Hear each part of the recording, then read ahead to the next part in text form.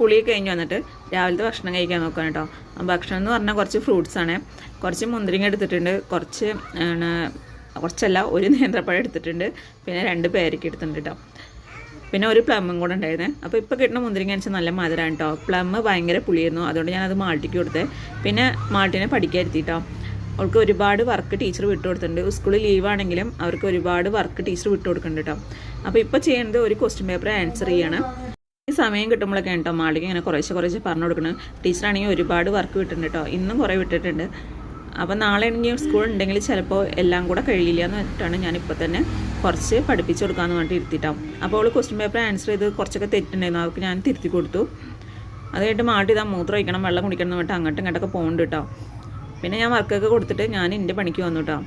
എനിക്കാണെങ്കിൽ കുറച്ച് പാത്രങ്ങൾ കഴുകാണ്ടായിരുന്നു, പിന്നെ കറി വെക്കാണ്ടായിരുന്നു. അപ്പോൾ കുമ്പളങ്ങയും പയറും കൂടെ ഓലം വെച്ചിട്ടാണ്.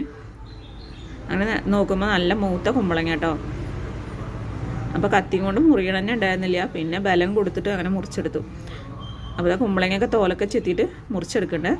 അതിൻ്റെ ഇടയ്ക്ക് മാട്ടി സംശയങ്ങൾ ചോദിച്ചിട്ട് വരുന്നുണ്ട് കേട്ടോ. ഇത്ര പറഞ്ഞു കൊടുത്താലും മാട്ടിക്ക് സംശയം മാറില്ല.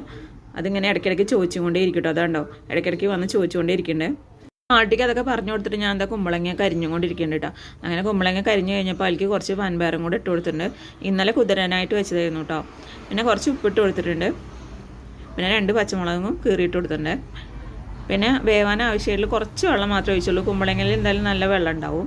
അപ്പോൾ ഇതൊക്കെ ഒന്ന് കുടഞ്ഞിട്ട് ഞാൻ വേവിക്കാനായിട്ട് വെക്കണം കേട്ടോ.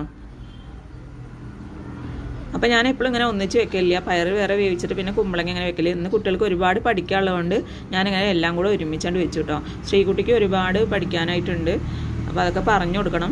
പിന്നെ കുറച്ച് പപ്പടം കൂടെ കാച്ചെടുത്തിട്ടുണ്ട്. അപ്പോൾ ഇന്നത്തെ കറി ഇത്രയൊക്കെ തന്നെ ഉള്ളൂ.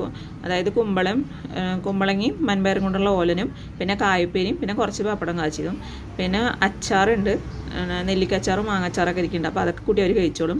അപ്പോൾ അതൊക്കെ കുമ്പളങ്ങയൊക്കെ വിസിലടിച്ചിട്ടുണ്ട്. അപ്പോൾ ഞാൻ അതിലേക്ക് കുറച്ച് കറിവേപ്പില ഇട്ട് കൊടുത്തിട്ടുണ്ട്, പിന്നെ കുറച്ച് പച്ചവെളിച്ചെണ്ണയും ഒഴിച്ചും കൊടുത്തിട്ടുണ്ട് കേട്ടോ.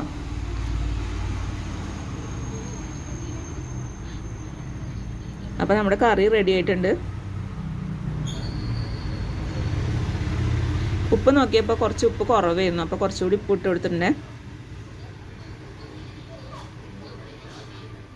എനിക്കാണെങ്കിൽ ഉച്ചയ്ക്ക് ഈ കറി എടുക്കാമല്ലോ കഴിക്കാനായിട്ട്, അപ്പോൾ അങ്ങനെ വെച്ചതാണ്. പിന്നെ കായപ്പേരിയാണ്, അത് അമ്മ നേരത്തെ ഉണ്ടാക്കി വെച്ചിട്ടുണ്ടായിരുന്നു കേട്ടോ. അപ്പോൾ കൂട്ടാനായപ്പോൾ തന്നെ കുട്ടികൾക്ക് ഭക്ഷണമൊക്കെ കൊടുത്തു. അവർക്ക് കായപ്പേരിയൊന്നും ഇഷ്ടമല്ല, 2 പേർക്കും കായപ്പേരിയൊന്നും ഇഷ്ടമല്ല. ഇന്നാലും ഞാൻ ഇട്ട് കൊടുത്തിട്ടുണ്ട്. അതിപ്പോൾ ചിലപ്പോൾ ഇങ്ങോട്ട് തന്നെ തിരിച്ചു കൊണ്ടുവരും കേട്ടോ. പിന്നെ വെള്ളം എടുത്ത് കൊടുക്കുകയാണ് കേട്ടോ. അപ്പോൾ കണ്ട മാളിൻ്റെ പിന്നാലെ തന്നെ വരുന്നുണ്ട്. എനിക്ക് ഉപ്പേരിയൊന്നും വേണ്ടാന്ന് പറഞ്ഞിട്ടാണ് വരുന്നത്.